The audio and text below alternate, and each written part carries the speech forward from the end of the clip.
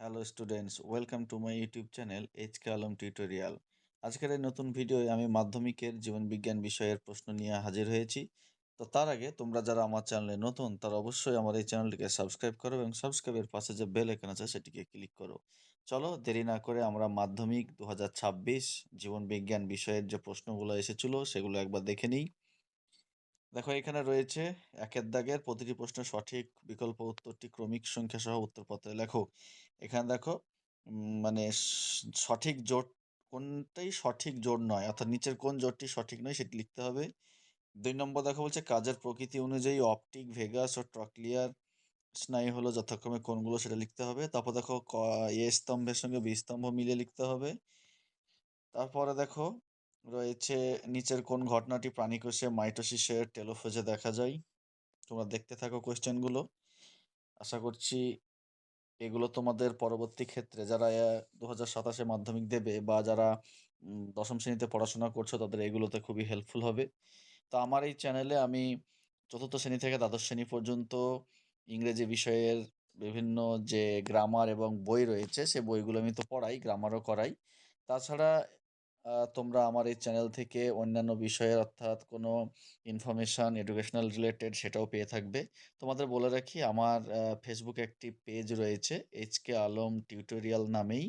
তো সেখানে তোমরা কারেন্ট অ্যাফেয়ার্স এবং অন্যান্য জিকে প্রশ্নর পোস্ট সেখানে পেতে পারো। সঙ্গে কোনো শিক্ষাযুক্ত কোনো ইনফরমেশান তোমরা সেখানে পাবে। তো তোমরা অবশ্যই আমার ওই ফেসবুক পেজটিকে ফলো করে রাখবে। আশা করছি তোমাদের সেখান থেকে চাকরি পরীক্ষার জন্য অনেকটাই হেল্পফুল হবে। যারা বড় ছাত্রছাত্রী রয়েছে তাদের উদ্দেশ্যে বললাম। তো যারা পড়াশোনা করছো, যারা West Bengal board of secondary education অর্থাৎ মাধ্যমিক এবং উচ্চ মাধ্যমিক স্তরে, তারা আমার এই ইউটিউব চ্যানেলটাকে অবশ্যই ফলো করে রাখো। তো দেখো আমরা প্রশ্ন এবার দেখছি। এখানে দেওয়া হয়েছে, দেখো দেখো তোমরা প্রশ্নগুলো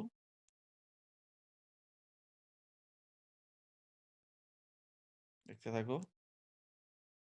দেখো এখানে নিচে 26টি প্রশ্ন থেকে নির্দেশ অনুসারে 21টি প্রশ্নের উত্তর লিখতে হবে। যে কোনো 5টি শূন্যস্থান পূরণে দিয়েছে, 6খানা আছে। তারপর দেখো সত্য মিথ্যা আছে, যে কোনো 5টি করতে হবে। এখানে দেখো 6খানা রয়েছে, তোমরা দেখে নাও। তারপর দেখো এ স্তম্ভের সঙ্গে বি স্তম্ভ মিলিয়ে লিখতে হবে, 6টি আছে, তোমাদেরকে করতে হবে 5টি।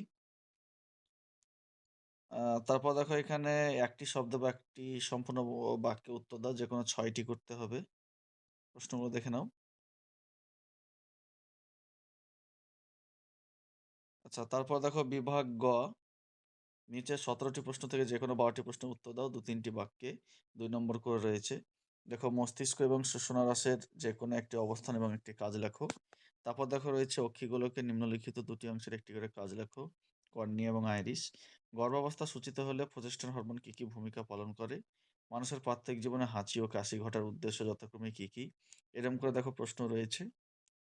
তারপর দেখো 3-8 দাগে বলছে বংশগতি সম্পর্কিত নিচের শব্দ দুটি ব্যাখ্যা করো, লোকাস আর অ্যালিল। এরকম করে প্রশ্ন রয়েছে, আমরা দেখতে পাচ্ছি প্রশ্ন। দেখো এখানে একটা প্রশ্ন রয়েছে, মানব স্বাস্থ্য ও জীবজগতের উপর শব্দ দূষণের একটি করে প্রভাব লেখো। সুন্দরবনের একটি পরিবেশগত সমস্যা হলো দূষণ। সুন্দরবন অঞ্চলে দূষণের 4টি উৎস চিহ্নিত করো। নাইট্রোজেন চক্র ব্যাহত হলে যে যে সমস্যাগুলো সৃষ্টি হয় তার 2টি উল্লেখ করো। কুমির ও রেড পান্ডা প্রতিটির সংরক্ষণের পদ্ধতিগুলি যথাক্রমে ব্যাখ্যা করো। তারপরে দেখো এখানে বিভাগ ঘ থেকে নিচের 6টি পাতার বিকল্প প্রশ্নের উত্তর লেখো। দৃষ্টি প্রতিবন্ধকতা সম্পন্ন পরীক্ষার্থীদের 4-1 নম্বর প্রশ্নের পরিবর্তে 4-1 নম্বর প্রশ্নের উত্তর করতে হবে। প্রতিটি প্রশ্নের মান 5। এবার ভাগ আছে, দেখো 3+2, 2+3 বা 5 হতে পারে। দেখো এরকম করে একটি মানুষের স্নায়ুকোষের একটি বিজ্ঞানসম্মত চিত্র অঙ্কন করে এবং নিম্নলিখিত অংশগুলো চিহ্নিত করা রয়েছে। অথবা দেখো একটি ইউক্যারিওটিক ক্রোমোজোমের বিজ্ঞানসম্মত চিত্র অঙ্কন করো এবং নিম্নলিখিত অংশগুলো চিহ্নিত করো।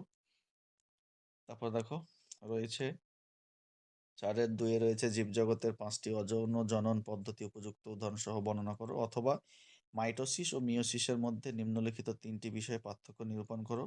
সংঘটনের স্থান, ক্রোমোজোম বিভাজনের প্রকৃতি, উৎপন্ন কোষের সংখ্যা, পাথরকুচির অঙ্গজ বংশবিস্তার কিভাবে সম্পন্ন হয়। তারপর দেখো এখানে 2খানা প্রশ্ন আরো রয়েছে অথবা দিয়ে। তারপর দেখো ৪-এর ৪ দাগে প্রশ্ন রয়েছে অথবা দিয়ে, ৪-এর ৫ দাগেও রয়েছে অথবা দিয়ে প্রশ্ন, ৪-এর ৬-এ অথবা দিয়ে প্রশ্ন রয়েছে। তো দেখো শেষের যে প্রশ্নটা রয়েছে, সুন্দরবনের পরিবেশগত সমস্যা হলো খাদ্য ও খাদকের সংখ্যাগত ভারসাম্যের ব্যাঘাত। ৩টি উদাহরণের সাহায্যে সমস্যাটি ব্যাখ্যা করো। বায়োস্ফিয়ার রিজার্ভের গঠনগত অংশগুলোর নাম লেখো এবং বায়োস্ফিয়ার রিজার্ভের একটি করে উদাহরণ দাও। তো আমরা দেখলাম মাধ্যমিক ২০২৬-এর জীবনবিজ্ঞান বিষয়ের প্রশ্ন। তো এই ধরনের রেগুলার আপডেট পাওয়ার জন্য তোমরা অবশ্যই আমার এই চ্যানেলটিকে সাবস্ক্রাইব করো এবং সাবস্ক্রাইবের পাশে যে বেল আইকন আছে সেটিকে ক্লিক করো। তোমাদের বলে রাখি, আমার ফেসবুকে একটি পেজ রয়েছে এইচকে আলম টিউটোরিয়াল নামে। তোমরা অবশ্যই পেজটিকে ফলো করবে। সেখান থেকে তোমরা চাকরি পরীক্ষার পাশাপাশি বিভিন্ন এডুকেশন রিলেটেড ইনফরমেশনও পেয়ে থাকবে। ধন্যবাদ।